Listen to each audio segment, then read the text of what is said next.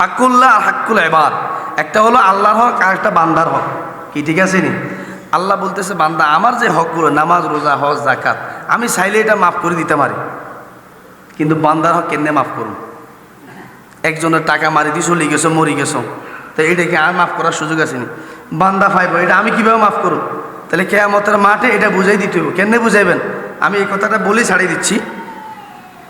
দুনিয়ার যে হিসাব নিকাশ, টাকা পয়সার হিসাব নিকাশ লেনদেন ঠিক আছে কিনা, কিন্তু মৃত্যুর পরে টাকা পয়সার লেনদেন আসেনি, ওইবনি হিয়ানে কি ন্যাক এবং বদ, ন্যাক এবং বদের গিভ অ্যান্ড টেক হবে, আদান প্রদান হবে। এবার আপনি একজনের সম্পদ মারিয়ে দিছেন, এবার আল্লাহ পাক মুখোমুখি দুইজনকে দাঁড় করাইব। দাঁড় করায় ফেরেশতাদেরকে বলবো যিনি ফাওনাদারকেও দাঁড় করাবে, দেনাদারকেও কি করবে? দাঁড় করাবে।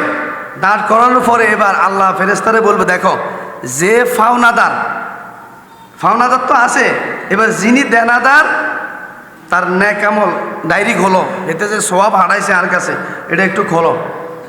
খুলি এবার সওয়াব থেকে ওই ফাওনাদারের ফাওনা পরিমাণ সওয়াবটা ওই ফাওনাদারের আমল নামে লিখে দিব।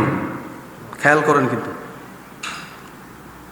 এবার সওয়াব নাই, ফেরেশতা করলো আল্লাহ এই বান্দা তো সব গুনাহ, সওয়াব নাই, এখন কিভাবে কি করবেন?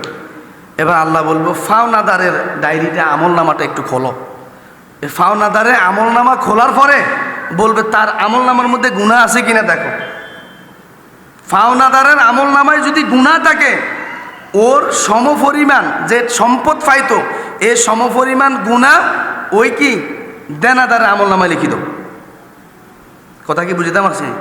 গতকাল আমার এক মুসল্লি আশ্চর্য গেছে, কি কোন গড়ো নাকি? তাই বললাম আপনি কি হিয়ানের টিয়া পয়সার কাম কাজ আসেনি, ঘুষটুসের ব্যবস্থা আসেনি, উপজেলাতে গেছেন সালিশে বইছেন, হিসি দিয়ে আসতে মারি দিয়েছেন বান্ডি লোকগা রায় ঘুরি গেছে, আছে না এরকম?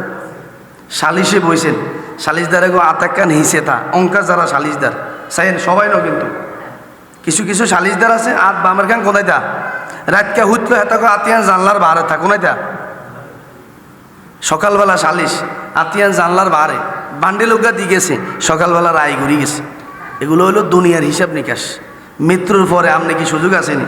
ফেরেশতা জিগে আমল চেক করবো, আপনি কইতে পারবেন ধর ভাই বান্ডি লোক গেল রায় ঘুরে দি ওই বনি লিমানিল মুলকিল ইয়াউম লিল্লাহিল ওয়াহিদিল কহার। ওদিনকার রাজত্ব ক্ষমতা পাওয়ার সব কিছু একচ্ছত্র মালিককে। অতএব যদি এরকম আমাদের কারো ভিতরে থেকে থাকে আল্লাহর ওয়াস্তে বলতেছি আমরা আল্লাহর কাছে গুনাহ মাপ চাই, তওবা করি, ইস্তিগফার করি।